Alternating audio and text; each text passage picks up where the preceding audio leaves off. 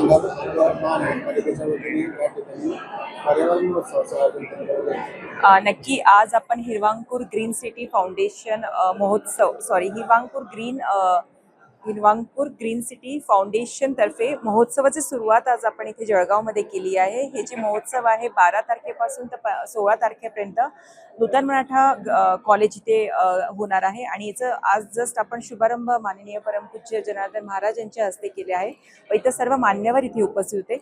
मला वाटतं की हिरवांकूर जी संस्था आहे नाशिकची व आपले ग्रीन फाउंडेशनचे जे अध्यक्ष आहे विजूभाऊ आणि हे माझ्याकडे एक संकल्प घेऊन आले होते की आपण असं एक महोत्सव जळगावमध्ये घ्यायचा आहे आणि त्यात आम्ही सर्वांनी पुढाकार घेऊन नूतन मराठाच्या कॉलेजमध्ये हे स्टार्ट केलेलं आहे।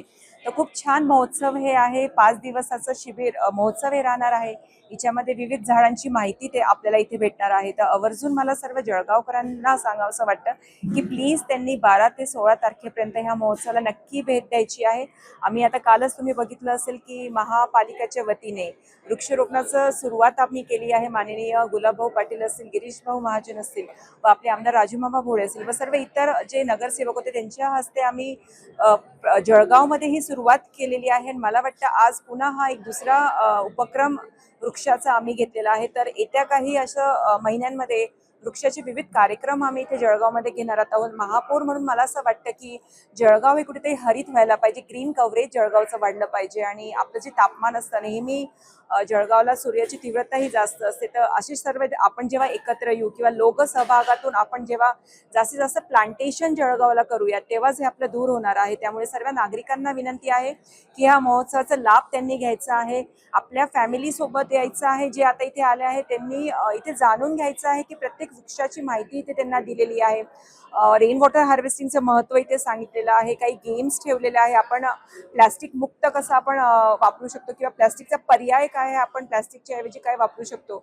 इथे प्लास्टिक आणलं तर तुम्हाला खत सुद्धा मिळणार आहे। विविध उपक्रम इथे संस्थेने म्हणजे मला वाटतं हिरवांकूर टीम आणि विजूभाऊ आणि सर्व जे नाशिकहून इथे आलेले आहेत त्यांनी सर्वांनी इथे छान 5 दिवसाचा महोत्सव इथे केलेला आहे। त्यामुळे सर्व जळगावकरांना विनंती आहे त्यांनी आवर्जून आपल्या फॅमिली सोबत द्यायचं आणि इथे भेट द्यायची आहे। धन्यवाद। महाराजजी, आज या ठिकाणी जळगाव शहर महानगरपालिका हिरवांकूर ग्रीन सिटी आणि ग्रीन सिटी फाउंडेशन कडून पर्यावरण महोत्सवाचा आपल्या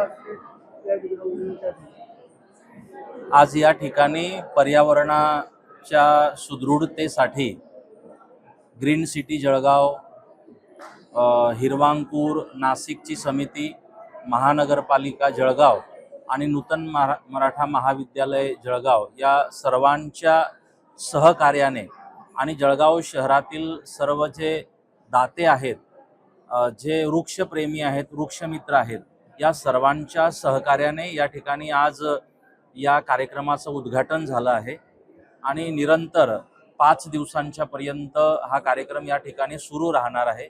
या ठिकाणी वृक्षांची माहिती, वृक्षांचं महत्त्व आणि कशा पद्धतीने आपण वृक्षारोपण करून वृक्ष वाढ करू शकतो, वृक्षांचं काय महत्त्व आहे यावर एक जागरणाचा कार्यक्रम या ठिकाणी होतोय। मला असं वाटतं आपल्या या प्रकृतीसाठी, नेचरसाठी खूप महत्त्वाचा हा विषय आहे। आज जर आपण बघितलं अनेक प्रकारचं प्रदूषण वाढलंय, अनेक प्रकारचे आजार वाढले आणि त्याला मला असं वाटतं की कारण की ही जी परिस्थिती निर्माण झाली आहे वृक्ष कत्तलीमुळे किंवा वगैरे वगैरे, तर यावर ठोस प्रयत्न हाच असू शकतो वृक्षारोपण। म्हणून या ठिकाणी जे जागरण केलं जात आहे ते अति महत्त्वाचं आहे। मी या संपूर्ण कार्यक्रमाला शुभेच्छा देतो आणि आवाहन आपल्या सर्वांच्या प्रिंट मीडियाच्या, इलेक्ट्रॉनिक मीडियाच्या माध्यमातून करतो की वृक्ष जसं जात धर्म बघत नाहीत तसं आपणही जात धर्म हे सगळं न बघता वृक्षारोपणासाठी पुढे आलं पाहिजे। वृक्ष जसं आपल्याला सगळं काही देत असतो, काही अपेक्षा वृक्षाची नसते, म्हणून आपण त्या वृक्ष संवर्धनासाठी सर्वांनी पुढे आलं पाहिजे, सर्वांनी त्याला महत्त्व दिलं पाहिजे। वृक्षांची कत्तल होता कामा नये आणि जास्तीत जास्त प्रमाणामध्ये वृक्षारोपण सर्वांनी करावं अशी अपेक्षा मी व्यक्त करतो।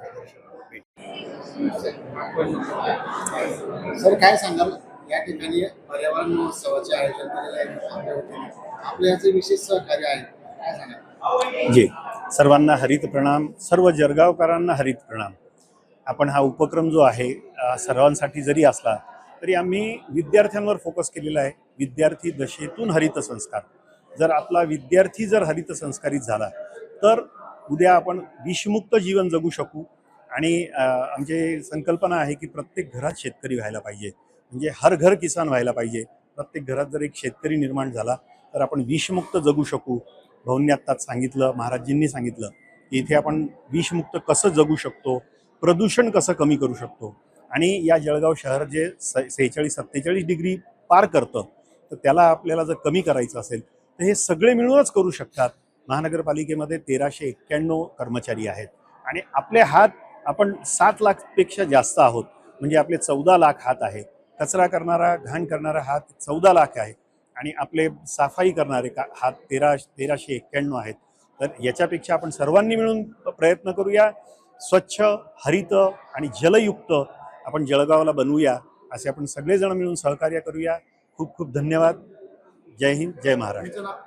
माझं नाव निलय बाबू भालचंद्र शहा, हिरवांकूर फाउंडेशन नाशिक आणि ग्रीन सिटी फाउंडेशन जळगाव. आणि ग्रीन सिटी आणि हिरवांतूर नाशिक काय सांगा? तर आमचे एकच अशी इच्छा आहे की आपलं जे जळगाव शहर आहे ते स्वच्छ, सुंदर आणि हिरवगार आणि जलयुक्त व्हावं.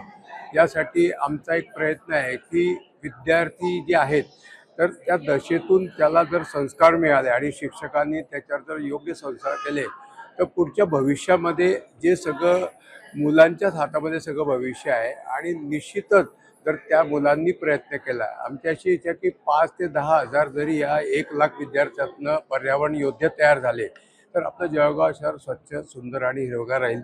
दुसरी गोष्ट अशी की महापालिकेने जे बरेच लोक काय करतात की पालापाचोळा दिसला की त्याला जाळून टाकतात. आमची एक नवीन संकल्पना अशी आहे की विषमुक्त शेती म्हणून आपण आपल्या घराच्या इथे कुठली एखादी बकेट असेल किंवा पिशवी असेल, काही असेल, त्याच्यामध्ये आपण पालापाचोळा गोळा करा. त्याच्यामध्ये एक 8-10 दिवसात तो कुजल्यानंतर आम्ही एक कॅप्सूल बॅक्टेरियाची देऊ आणि ती टाकल्यानंतर तुम्हाला घरच्या घरी कुठलीही भाजी, म्हणजे तुम्ही कोथिंबीर, मेथी, मिरची, टमाटे त्याच्यात लावू शकता आणि विषमुक्त तुम्ही आपलं भाजी किंवा एक खाऊ शकता आणि आपलं जीवन आपण सुदृढ आणि आरोग्यदायी निरोगी ठेवू शकता.